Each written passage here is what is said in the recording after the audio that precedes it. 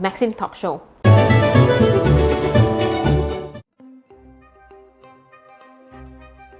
Najib Razak was found guilty by a high court of abusing of power, criminal breach of trust, and money laundering for illegally receiving 42 million ringgit Malaysia from SRC International Sdn Bhd, a former unit of 1MDB.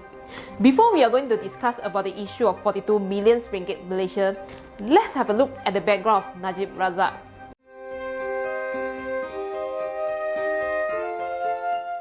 Today we are going to talk who is Najib Razak. Najib Razak in full Datasri Najib Tun Razak. He was born on 23 July 1953 at Kuala Lumpur, Malaysia. A Malaysian politician who served as a Prime Minister of Malaysia from year 2009 to 2018. Najib Razak was born into a political family. His father, Abdul Razak, was Malaysia Prime Minister from year 1970 to 1976. And his uncle Hussein On was Prime Minister from 1976 to 1981. Najib Razak attended school in Kuala Lumpur before completing his education in the United Kingdom. There, he earned an undergraduate degree in economics from University of Nottingham. He returned to Malaysia in year 1974 and worked for Petroleum Nasional Berhad Petronas, the National Petroleum Corporation. Upon the death of his father in 1976, Najib Razak was elected to take his father's place in the lower house of parliament. Earlier in his parliamentary career, Najib Razak's smooth relationship between the government and the hereditary ruling class in the Pahang region. He was seen as one of the rising stars within the United Malay National Organisation, in short, UMNO. He served a number of cabinet ministries, including 2 terms as Minister of Defence from 1991 to 1995 and from year 1999 to year 2004. And he was appointed Deputy Prime Minister in year 2004. At the Party Congress on 26 March 2009, Najib Razak was elected as a leader of UMNO, preparing the way for the transfer of power from Prime Minister Abdullah Ahmad Badawi. Najib Razak was sworn in as Prime Minister on 3 April 2009 and became the head of Barisan Nasional. Although he has once embraced fiercely pro-Malay sentiments, his language softened over time, and he stated that one of his goals as Prime Minister would be to ensure fair treatment of all ethnic groups within Malaysia. In May 2013 general elections, the Barisan Nasional lost the popular vote but still managed to win the most parliamentary seats, and Najib Razak retained the office of Prime Minister. Something you do not know about Najib Razak. Datuk Najib Razak has made unprecedented contribution to Chinese education and was a tolerant leader when it came to racial and religion matters. Moreover, he had also provided substantial allocation to Chinese vernacular schools and played a role in improving Xiamen University establishment in Malaysia, as well as upgrading the status of Hanjiang University College, New Era University College, Southern University College. His insistence is that Chinese vernacular education should stay on because of the multicultural in the country. He gave so much allocation to non-governmental organizations on Chinese matter, unlike someone who can't even tolerate with the chopstick issues.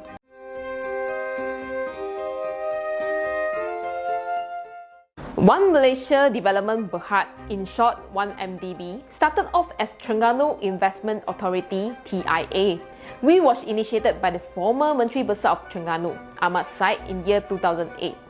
TIA was a sovereign wealth fund with an initial fund of 11 billion ringgit, aimed at ensuring the economic development of Terengganu state. The fund purpose was to ensure long-term sustainable development while safeguarding the economic well-being of Terengganu residents. The TIA fund was derived from outstanding royalty income of 6 billion ringgit Malaysia and funds from bonds issued by local and overseas financial markets. In addition, the federal government has proposed to provide a guarantee of 5 million ringgit Malaysia based on Terengganu future oil revenue. Low Tek Jo or Joe Low played a significant role as advisor to TIA, and upon the change to 1MDB to the board of advisor of 1MDB. On 31st July 2009, Minister of Finance Incorporated Morphy took over TIA and amended its name to One Malaysia Development Berhad, that is 1MDB.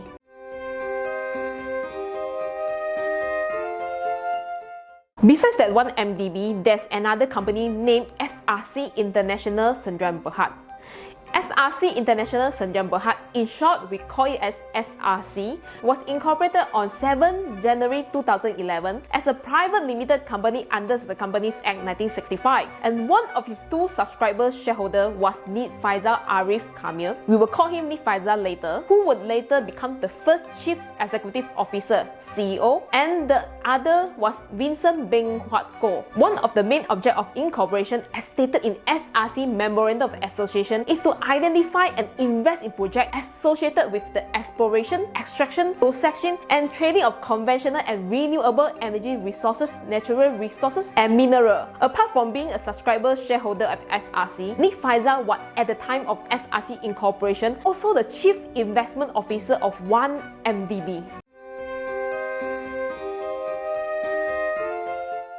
Prior to the incorporation of SRC, in the letter dated 24 August 2010, addressed to Najib Razak in his capacity as the Prime Minister and Finance Minister, the CEO of 1MDB, Shahrul Azhar Helmi requested a 3 million ringgit Malaysia grant to set up SRC as a strategic resource vehicle to maintain strategic stakes in key resources such as coal, aluminium, uranium, and iron, as well as oil and gas. Najib Razak wrote a minute on this 1MDB letter of 24 August 2012 to Tan Sri Nur Muhammad Yaakob, who was then the minister in charge of the Economy Planning Unit (EPU) in the Prime Minister Department, requesting that the application for the 3 billion ringgit grant to be studied and commented upon. The exact word in Malay used by Najib Razak in the minute were untuk dikaji dan dibuat ulasan. I'm wondering, if Najib Razak really want to be corrupted to take the money, he could just give instruction to his staff to approve the loan immediately, but he chose not to do so and asked the staff to study the grant. Then, the EPU suggested that the funding of the SRC should be sourced from financial institutions instead, and refused the requested 3 billion ringgit grants. However, EPU was prepared to give a launching grant of 20 million ringgit to set up SRC and fund its initial activities.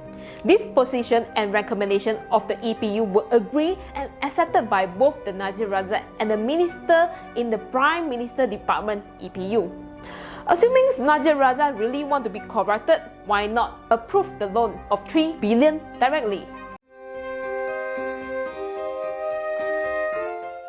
Nid Faisal, then a director of SRC, sought funding in the form of a loan 3.5 billion ringgit from Kumpulan Wang Perbicaraan Diperbadankan. In short, we call it as KWAP, ostensibly to pursue the strategy investment plan of SRC. The CEO of KWAP then asked the Fixed Income Department of KWAP to process this loan application from SRC. Eventually, the KWAP investment panel approved a financing of 2 billion ringgit Malaysia in year 2011, an additional 2 billion ringgit Malaysia in year 2012 to SRC. The total loan sum is 4 billion ringgit Malaysia, were fully disbursed by KWAP to SRC. The investment panel then agreed to approve the loan of 2 billion ringgit Malaysia to SRC, albeit subject to a government guarantee by the government of Malaysia to secure the 2 billion ringgit loan to be granted by KWAP to SRC. To obtain the first government guarantee for the 2 billion ringgit grants, Nid Faisal, as the CEO of SRC, then wrote a letter to the NOF to apply for the first government guarantee. On 17 August year 2011, the first government guarantee was approved at the cabinet meetings.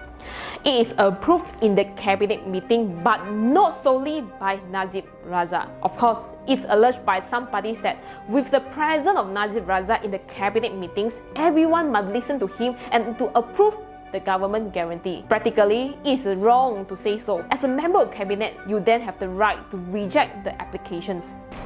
Cabinet meeting held on 8 February 2012 to table the papers for the approval of the second government guarantee for the second loan of Malaysia ringgit 2 billion. Following cabinet approval, Najib Razak later executed the second guarantee on behalf of the government. SRC has thus received 4 billion ringgit Malaysia in total from KWAP in the form of the two loans of 2 billion ringgit each. On 16 January 2022, Najib Razak posted in his Facebook whereby he alleged that he is not the person who submitted the paper about the loan to be discussed in cabinet meeting, but is an ex-member of cabinet member who received 85 million ringgit from Joe Low to tabulate the paper, and this evidence was rejected by the court be admissible as a new evidence. And the question is, who is the ex-member of the cabinet?